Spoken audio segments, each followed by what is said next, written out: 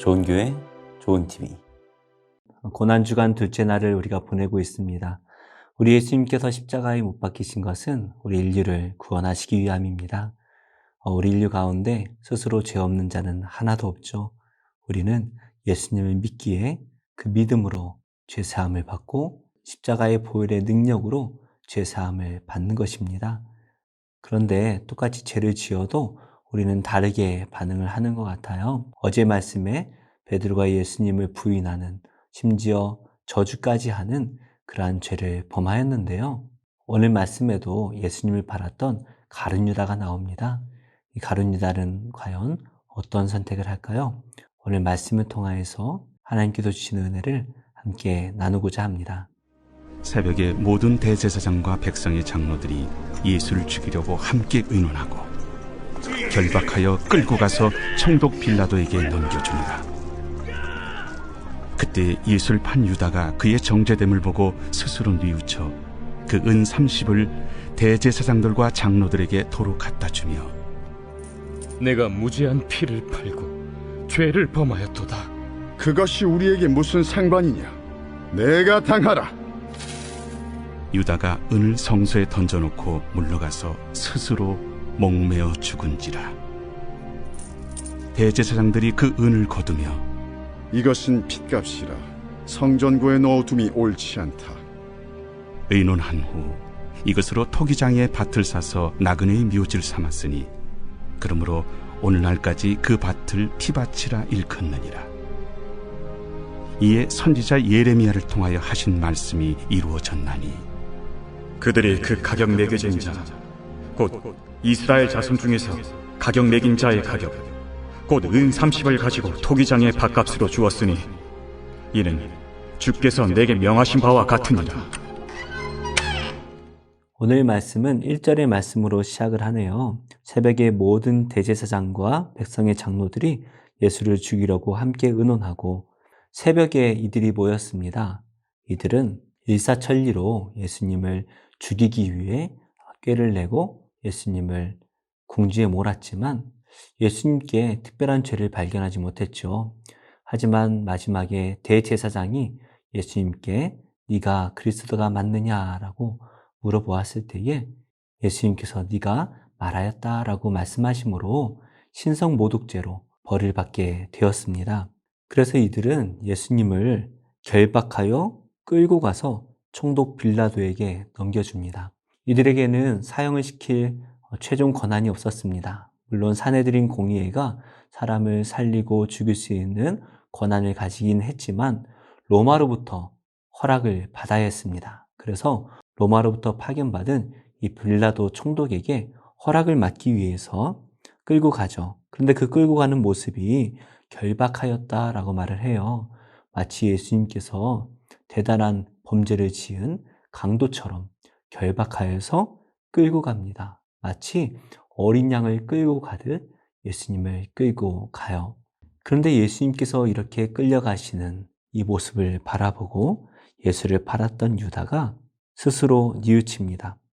예수님께서 이미 정죄되었다, 판결이 끝났다라는 것을 알아요. 가룟 유다도 예수님이 어떤 벌을 받을지 잘 압니다. 바로 십자가에서 비참하게 돌아가셔야 된다라는 사실을 아는 것이죠. 그러자 스스로 뉘우칩니다. 이 뉘우친다라는 말은 회개한다라는 말과는 달라요.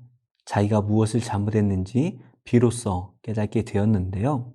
가룟 유다가 자신의 잘못을 깨달았다면 어디를 갔어야 할까요? 기도의 자리로 가거나 아니면 자신의 형제들인 제자들에게 가서 내가 이런 죄를 지었다라고 고백하고 또 용서함을 받아야 될 텐데, 가룟 유다는 지금 자신과 모의하였던 대제사장들과 장로들에게 도로 갑니다. 그리고 자신이 받았던 그 은 30을 그들에게 돌려줘요.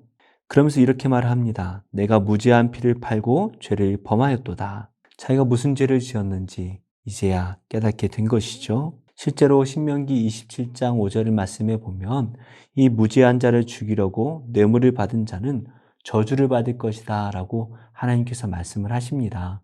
이 저주가 유다에게 들어간 것일까요? 이 제사장들은 또 장로들은 그것이 우리에게 무슨 상관이냐? 네가 당하라. 이렇게 돌려보내죠. 하지만 유다는 그 은을 들고 갈 용기가 나지 않았어요. 결국에 그 은을 성전에 다시 집어넣고 스스로 목을 달아 생을 마감합니다.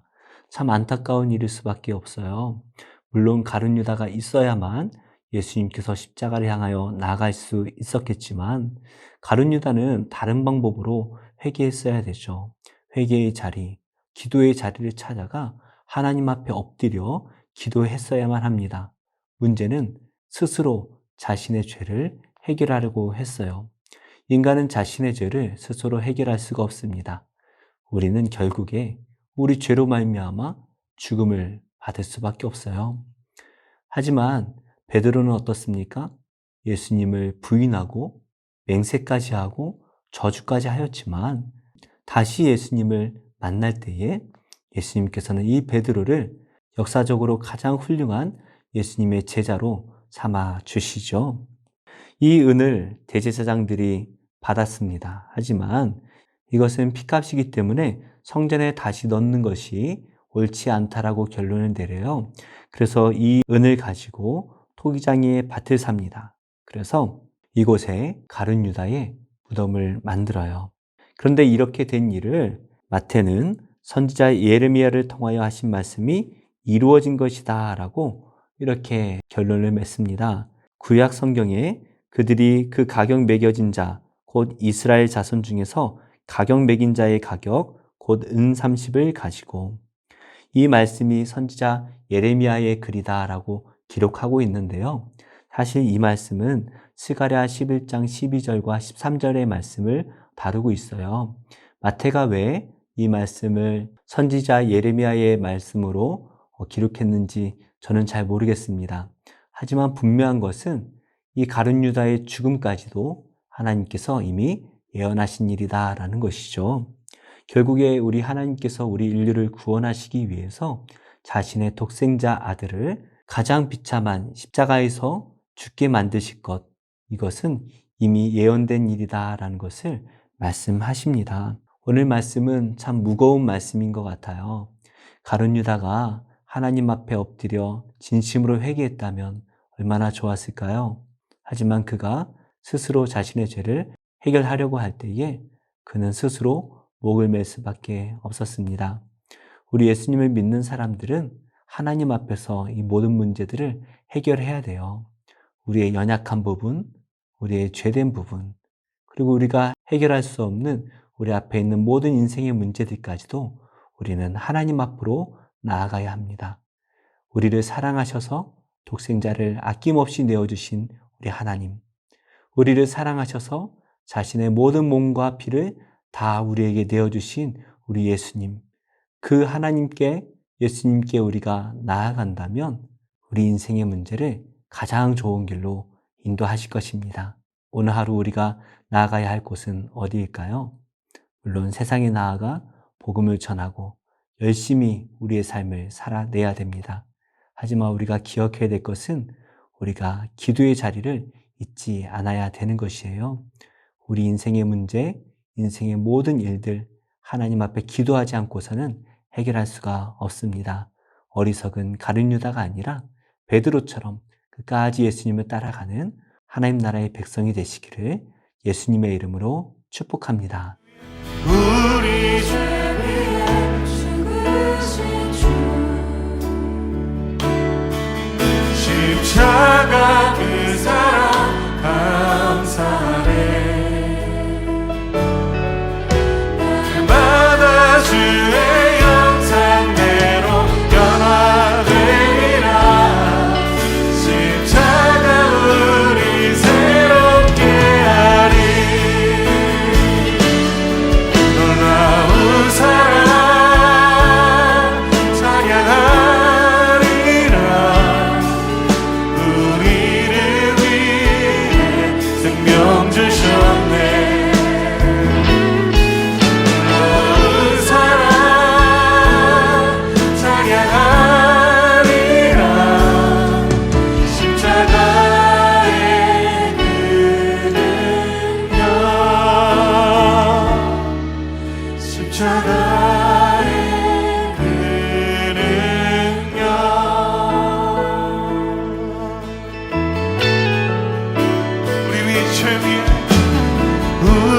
죄 위에 죽으신 주 십자가 그 사랑 감사해 날마다 주의 영상대로 우리 다시 한번 믿음으로 고백합시다. 우리 죄 위에 죽으신 주 우리 죄 위에 죽으신 주 우리 위에 이 땅에 오셔서 생명 주신 주님 주님이 이 땅에 오신 이유와 사랑 안에 오늘도 우리를 붙드시며 인도하실 것을 신뢰합니다. 그 생명 안에 우리를 새롭게 하시옵소서. 놀라운 사랑 찬양하리라 우리를 위해 생명 주셨네. 놀라운 사랑 찬양하리라 십자가의 그 능력 십자가의 놀라운 사랑 놀라운 사랑 찬양하리라 우리를 위해 생명 주셨네.